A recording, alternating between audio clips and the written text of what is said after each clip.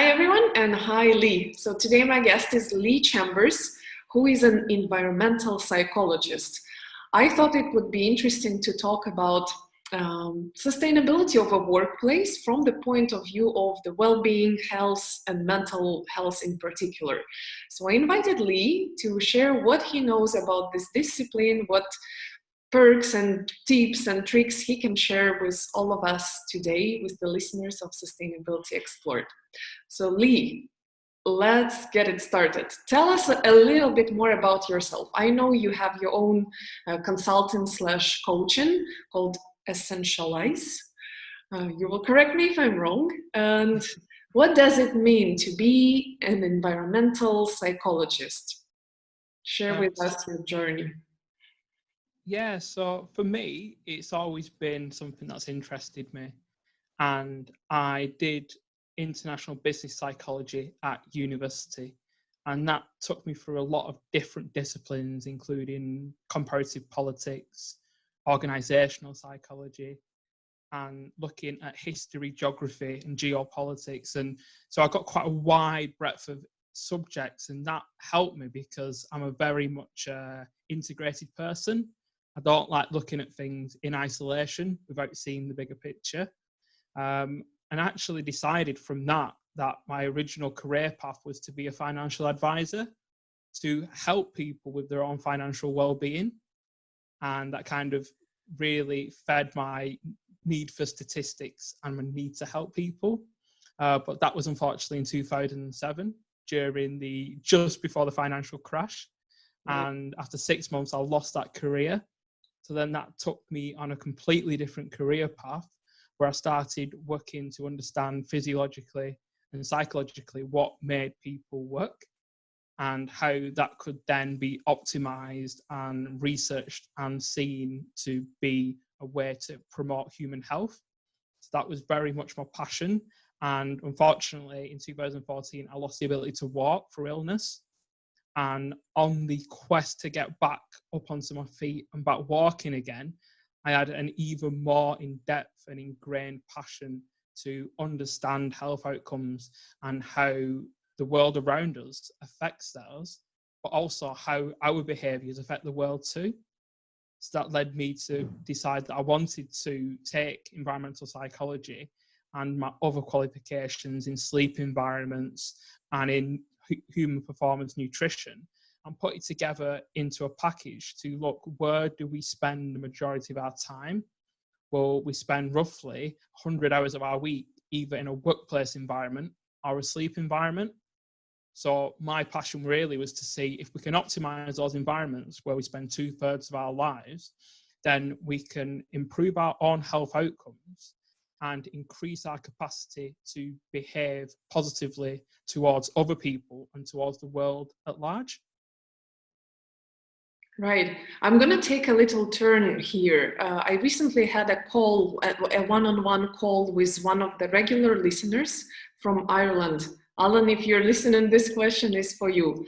How long did it take you, Lee, to change the career from financial advisor to something completely different, from finances and stats to human science and biology and physiology, anatomy probably? Because Alan shared with me his story. He wants to go back into sustainability. That's a degree he graduated with. But he, exactly during the time of the previous crisis, 2008, he jumped into marketing. And we had this career talk, and a very nice and long conversation.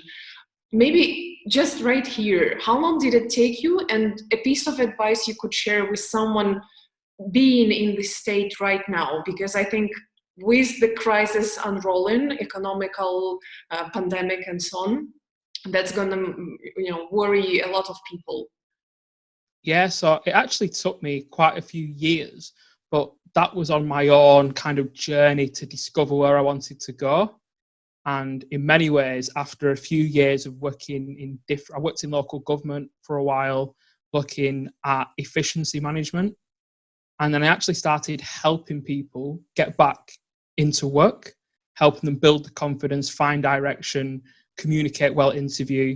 And that pathway kind of took me towards understanding where I wanted to go. And if there's anyone who's switched careers, but now has that kind of desire and that realization that actually that is the direction they actually want to take with their lives, then it's really about rekindling the connections you've made, looking at what you've qualified in and looking how you can relate that. And really importantly, realizing that what you do now will have many, many skills that transfer across to the modern world of the industry you're looking to move into.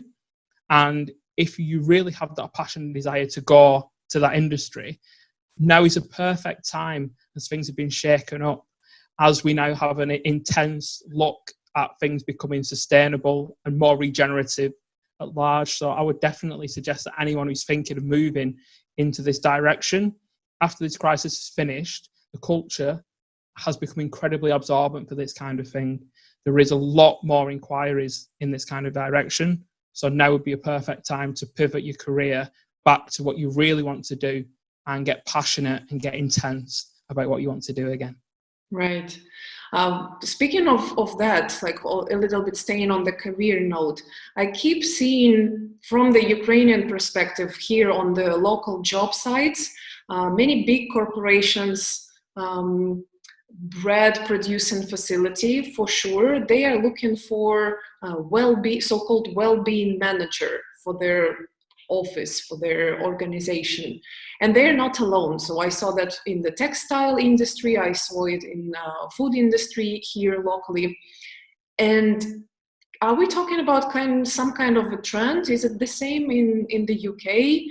What is the role of well-being manager, and why is it suddenly something we look into?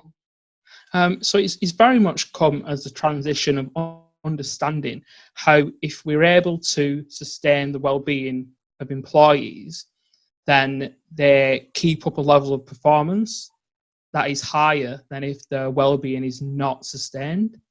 So naturally, well-being comes in a lot of different aspects, from sleep to nutrition and movement, through to things such as mindset, psychology, and workplace environments.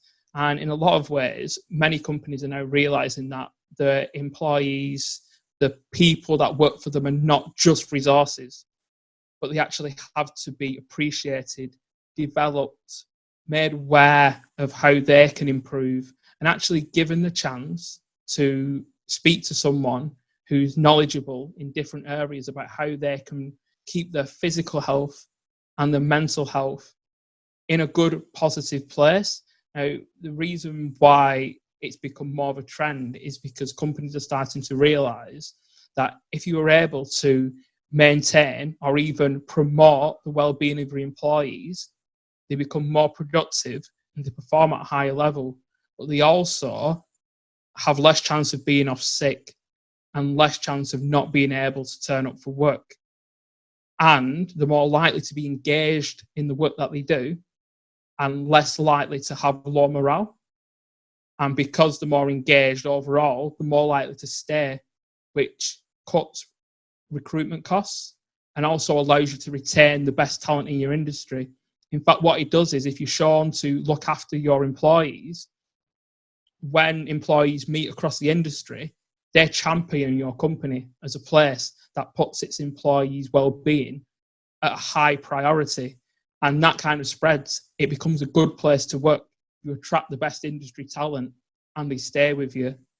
And that just then becomes consistent as it builds from within. So if you promote people's well-being, they will promote their own well-being. They'll promote the well-being of others. They will speak to people and make sure that the fellow employees are okay. They will collaborate together in teams in a stronger, more connected way. So in many ways, it's the hidden key performance indicator. And yet, for many years, it's very much been not seen and underutilized. But now it's understood more. It's starting to grow. Right. It sounds like it has a lot more benefits that are really not on the surface. It really requires some long-term thinking from the employer to start investing into this kind of side department, probably, if not a core department, because this is exactly as you say, it's at the core of the well-being of the organization. Tell us more about your work. What exactly do you do? How would you frame it? Okay, so to kind of give an idea of what I do, I combine being a wellbeing consultant and an environmental psychologist. So for many environmental psychologists, you don't work solo, you work in an integrated way. So for some, that's with city planners, with house builders, and for others, it's with landscapers. And for others, they do a lot of research around environmental behaviours, how to build strategies that encourage that, and people research what influences those behaviours. So for me, my main focus is on workplace environments and sleep environments. So I will go into a company and assess how regenerative their work environment is. So I'll be looking both physically and psychologically. And then a lot of it is around interviewing the users. So many office buildings, this is gradually changing, thankfully, but many office buildings are built with designers, as in architects, designing the building and the internals, and a board or management or facilities signing the paperwork and actually putting ideas across. So what happens is you will then end up with a large amount of employees working in a space where they haven't contributed anything to the actual process. So a big part of my job is going and interviewing the employees to find out what they want. So how do they think that that workspace will be congruent with the job that they do? How valuable is it for you to participate in the design process? So you, who's going to spend 8 hours in this particular section, has it designed in a way that works for your job, it works for you environmentally, so the lighting is right, there's not too much excess noise. You've got to look at the environmental stresses, you've got to look at the colour psychology right for the employees that'll be there. Are you getting the sensory quality? Is the ventilation? Are things partitioned in a way that allow people the personal space, but enough and not so sparse that they can't communicate effectively and feel part of a unit? And then it's just looking at things such as how things are positioned, how sound affects and travels, and then looking at more granular things such as the temperature, where stuff is stored. So you, again, if things are designed in a certain way, it can cause environmental stress just through looking at it. And it's kind of looking and seeing things are moving more digitally, so that we have to have that kind of consideration and understanding the ambience. So there's many kind of factors, but really the biggest thing for me is, what do the employees' wants and needs? What is the job role that they carry out? And a lot of times it's about almost imagining you walking into that building as a visitor. Are you able to identify the floor of where you would go?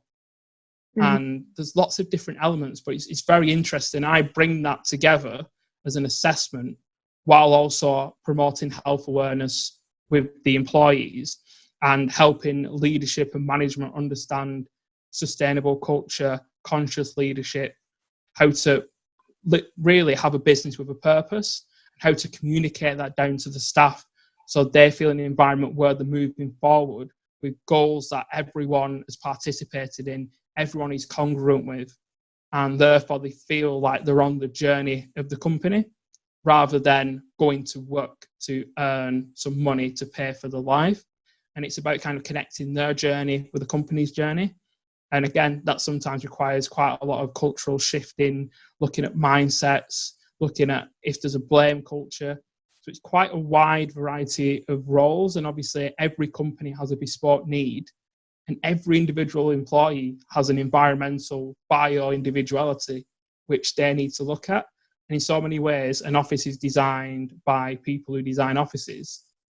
They don't work in offices. And it's just getting that connection there. And as we start to look at not only the input of the employees, but how we can build biophilic elements into buildings, so natural elements that people kind of have a regenerative affinity to. So that obviously includes things such as plants, water, natural materials, but also the shaping of certain areas to make people feel like it's more natural and less urban. And with that comes the elements of sustainability, which you naturally, in some ways, have to fight for, because if it becomes a budget-orientated project, sustainability tends to fall down the list of priorities. Always everywhere. These are the physical components, kind of material components, but where does it start in terms of leadership? Is it the head of the corporation organization that has to come up with this idea, or in your practice, for example, it came bottom up, where workers reached out to you or to their boss with this, idea about integrating more sustainability in the workplace? Yeah, so really it's an integral system. So it has to be congruent from the top. So people won't believe that their participation is valuable if the leaders don't appreciate their inputs. And they feel that. So a lot of the work initially is to get the leadership and management teams to really define the purpose of the organization and how they intend to use their organisation for positivity, for society, for their employees, for their investors, for the communities, and for the partners. And to get that defined and then communicate that down to the employees by actually taking their opinions on this first, that then kind of creates an embedding effect where the organisation starts to breed this culture from within.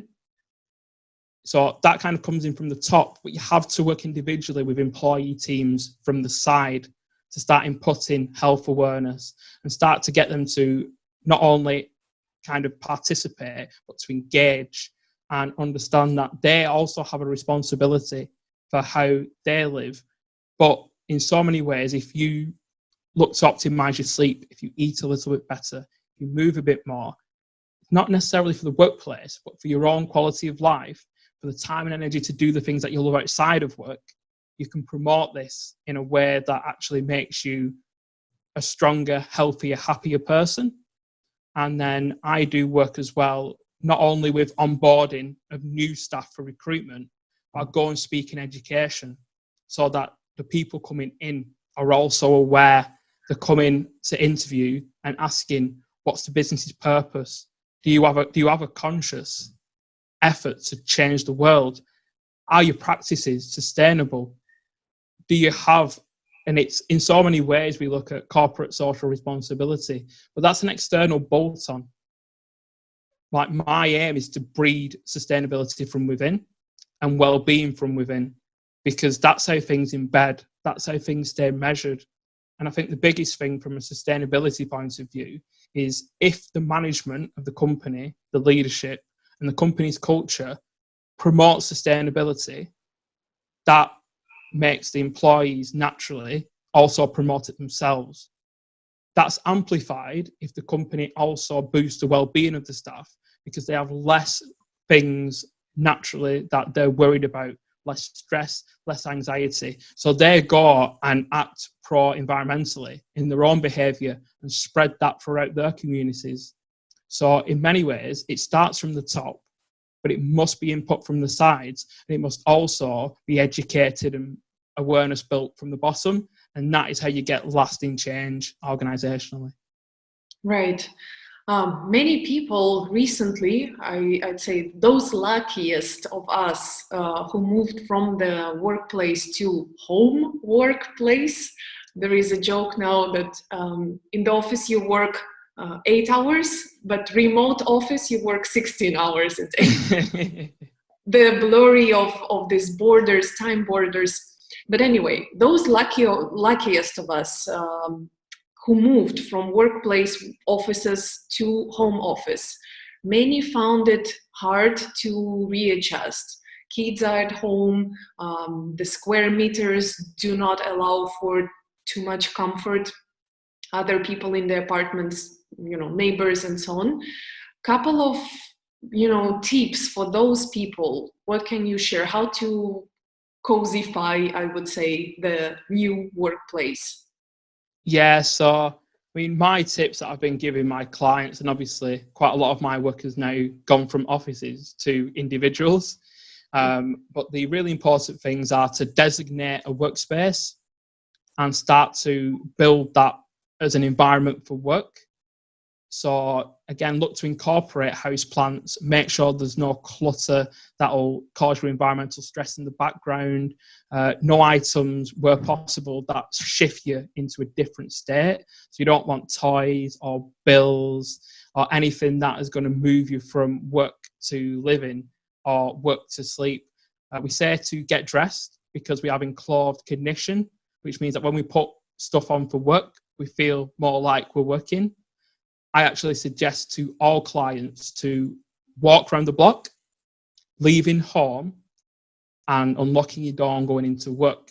So to simulate a commute, which allows you to shift from one environment to the other and reattach when you re-enter as if you've just entered work. And then there's a scheduling of your day. So we have ultradian rhythms, which run between 60 and 90 minutes. And it's important that we honour those. And for every 10 minutes we have on, to have around 2 minutes off, disconnected. So that kind of means that we break our day into bite-sized pieces and focus on tasks for no more than 90 minutes before then taking 15 minutes break and using that to disconnect from work, to go and do something different, whether it be, stand outside and just appreciate the world, maybe just meditate for 10 minutes, or just pray, some breathing, or even just read a book that, again, takes you out of that work frame, because that allows you to reattach back to work again, and it breaks up the monotony and stops us sitting on a chair for 9 hours and losing all that time, as can so easily happen. And that is what generally tends us to burn out, because we actually do need to work in waves, switching on, working deeply, and then switching off again. And the benefits of that then go over to the fact that our environments are slightly merged. And now all of a sudden, many people are working, educating, living, relaxing and sleeping all within the same space. So being able to disconnect during your workday helps you disconnect at the end and also disconnect to sleep. And the final thing really is to have a really defined schedule in terms of having a lunch break.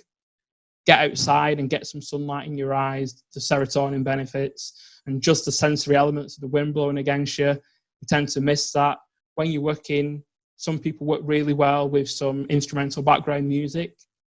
Test that. For some people, it increases the productivity. For some people, much better with silence. Try not to set your office up in a high traffic area in your house, because you'll constantly be disrupted as things are moving through. And in so many ways, it's just looking at, can you partition parts of or move things around so they become more work orientated? Can you shut doors to signal and communicate to the people that you're with that I now need this undisturbed time to work on this particular thing? And it's just really looking at, again, the temperature, the lighting of where we're working, just making sure it's a comfortable environment, looking at the chair and the desk and how they align. Obviously, the ability to just go out and buy an expensive office chair is not within the realms of everyone, but you don't want to be working in your living room, for example, in a comfy chair, because that's diversifying the environment somewhere where you're relaxing, but then you're trying to work. And these need to be separated as much as possible, because otherwise they start to merge. And that's when you find that you can't switch off, you can't relax, and you feel like you're trapped in the atmosphere, and you become a bit claustrophobic, and that increases anxiety during this challenging time. Right. I personally, at least me, I ticked at least 3 boxes in what you named. Definitely changing my office chair very soon. I started to feel uncomfortable, and Yeah. I am that person who is spending 9 hours in front of the screen. Definitely gonna introduce some of your advice into my life. Here is a question for you from the more global perspective, and a more of a professional question to you. Yeah. What do you think kind of Pandora box we have opened with self-isolation? I have shared with you in our pre-conversation before the recording that the Ministry of Health of Ukraine recently said, and I almost quote, closure of parks and recreational zones in the city was not necessary. It was used as a psychological pressure. What are we opening ourselves to, closing ourselves from natural environments? Yeah, I mean, access to nature, it's so important. And strangely, what the current situation has done is it's created an experiment that wouldn't have been allowed to have been activated. So some particular psychologists have found that this is an amazing time to get data, to get that qualitative and quantitative data about what happens when people are told they can't access nature. And They obviously feel these like they studies, are in the petri dish. well, They're yeah, exactly. survival. And suddenly there's millions of test subjects, whereas normally it would be a very small section who would be happy to be told, sorry, your life is restricted, because we love autonomy and we love the ability of choice. And to be honest, we really, and many people will start to become incredibly grateful for the power of nature now that it's been restricted. But what it does is, I mean, from an evolutionary perspective, we've only spent the last 10,000 years of our 230,000 years in existence as we are physiologically today in urban environments. And so we've spent, 95% of our existence in green, outdoor, external environments. So we naturally have an affinity to it, which is quite strong. I mean, we can see more shades of green than any other colour. And while that is, biological and evolutionary understandable feature, as we had to have the acuity to understand the surroundings, it's also partly due to the fact that how our eyes work on light spectrums, it falls right in the middle. So time in nature, it connects us to others and it connects us to the larger world. So in many ways, when you go and stand next to the massive tree, you suddenly realize that you're a very small part of something much, much bigger. And there's a reason why healing gardens and forest bathing are very popular in certain parts of the world, and how ecotherapy is now starting to be used to help people with mild to moderate depression. And for young children who suffer from attention disorders, attention restoration therapy uses nature to help them attach back to having more attention and more understanding of the greater world around them. So research from Stanford, again, as people walk in greenery, they have increased attention and focus and less negative thinking. So as part of what I do, I try to get companies to look at walking outside. So walking meetings, walking networking, dinner time walks to help them boost productivity and creativity in the afternoon. And really, the thing about being out in nature is more than the landscapes, even though if you ask a bunch of humans to draw a beautiful picture, 70 to 80% of them will draw a natural landscape. The So it'll sea. be the mountains or the fields or the rivers. And it's quite amazing how we're wired in that way. But by staying close to nature, we get a very full sensory experience. So you're walking in the forest, the breeze is hitting your cheeks, your feet touch the ground, and you instantly feel grounded. You hear the birds, you smell the flowers and all the greenery, and you just walk through. The sunlight shines into your eyes, and all the colours just kind of array across, and you can almost taste the ions in the air when you're in that kind of, and it's a full sensory experience, and it just gives us perspective. It also makes us want to protect the environment that's around us. And the more time we spend, the more we appreciate. And by having lost that in the current scenario, people are going to become a lot more appreciative. And when they've looked at colour psychology and realising that green makes people feel balance, makes them feel growth, they come up with words like sanctuary and, safety and security. because we live in a world now where we don't have those threats. We don't have the tiger crawling behind us waiting to eat us. So we tend to switch off and not be switched on. Urban environments don't tend to stimulate us unless we're in danger.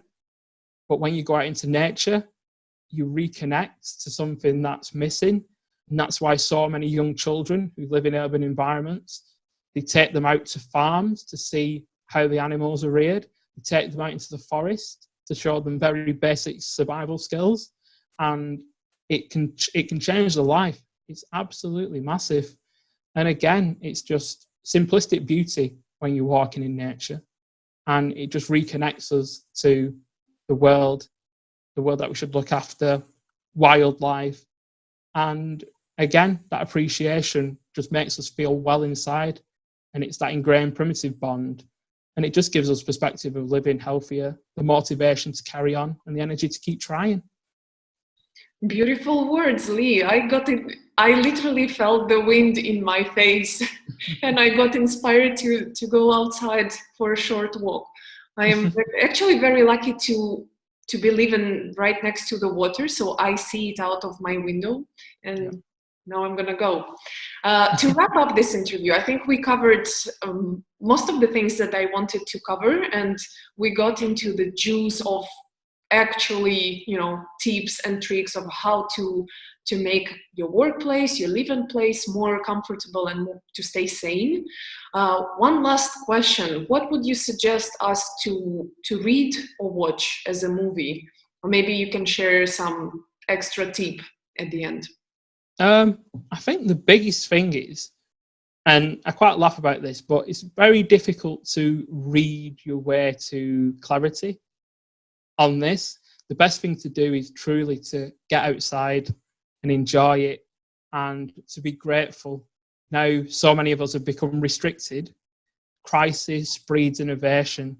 Crisis breeds creativity. And the changing culture, I think in so many ways, will make you appreciate just how important it is to understand that your environment, it affects you, even when you don't think it does. And to be proactive, look and think that you're not just one person, because the reason why so many of us have interest in and wide opinions on climate change is because we struggle to connect, yet not that far away from you, no matter where you live, there's someone who's about to lose their land, about to lose their livelihood, the place they called home, due to rising sea levels or due to climate change causing them not to be able to live where they are. And again, every little action compounds. So do your bit, make a difference, be more sustainable, be mindful, and enjoy the planet. Thank you so much. Thank you. So everyone outside, keeping the safe distance between each other. Thank you very much, Lee, for finding time to talk to me today and to share your professional advice. It's been a pleasure, Anna. Thanks. Ciao, ciao.